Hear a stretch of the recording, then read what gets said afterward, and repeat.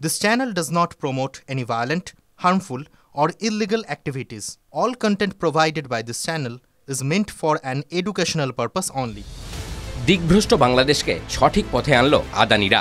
দিনের পর দিন ভারতীয় শিল্পপতির বিদ্যুতে দেশের আলো জ্বালিয়ে রেখেও টাকা দিতে পারছিল না ইউনূস সরকার।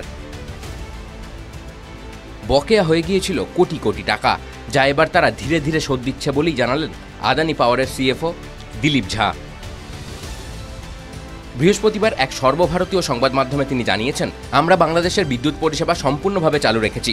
তারা প্রতি মাসে হওয়া বিদ্যুৎ খরচের সঙ্গে বাড়তি কিছু টাকা জুড়ে নিজেদের ঋণের বোঝা কমাতে শুরু করেছে। তার সংযোজন, আমরা আশাবাদী যে বাংলাদেশ হয়তো এইভাবেই গোটা বকেয়াটা মিটিয়ে দিতে সক্ষম হবে। সংস্থা সূত্রে জানা গিয়েছে, বাংলাদেশের সঙ্গে আদানিদের স্বাক্ষর হওয়া 200 কোটি মার্কিন ডলারের চুক্তির মধ্যে 120 কোটি টাকা মিটিয়ে দিয়েছে বাংলাদেশ।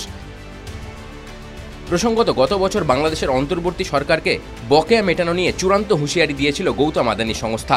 তাদের তরফে স্পষ্ট জানানো হয়েছিল, বকেয়া টাকা খুবই ধীরে মেটাচ্ছে বাংলাদেশ। টাকা পুরোপুরি না এলে বিদ্যুৎ পরিষেবা বন্ধ হয়ে যেতে পারে।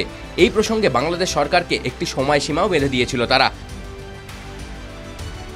তবে সেই চূড়ান্ত সিদ্ধান্ত নিতে হয়নি আদানি শিল্পগোষ্ঠীকে। হুঁশিয়ারির পরই শুধরে গিয়েছে বাংলাদেশ। কি এই বিদ্যুৎ পরিষেবা চুক্তি? তখন 2017 সাল শেখ হাসিনার আমলে বাংলাদেশের সঙ্গে বিদ্যুৎ পরিষেবা প্রদানের চুক্তি স্বাক্ষর করে ভারতের আদানি শিল্পগোষ্ঠী, যার আওতায় 25 বছরের জন্য ঝাড়খণ্ডের গোদ্দা তাপবিদ্যুৎ কেন্দ্র থেকে এই পরিষেবা প্রদানের প্রতিশ্রুতি দেয় আদানি পাওয়ার। TV9 Bangla digital.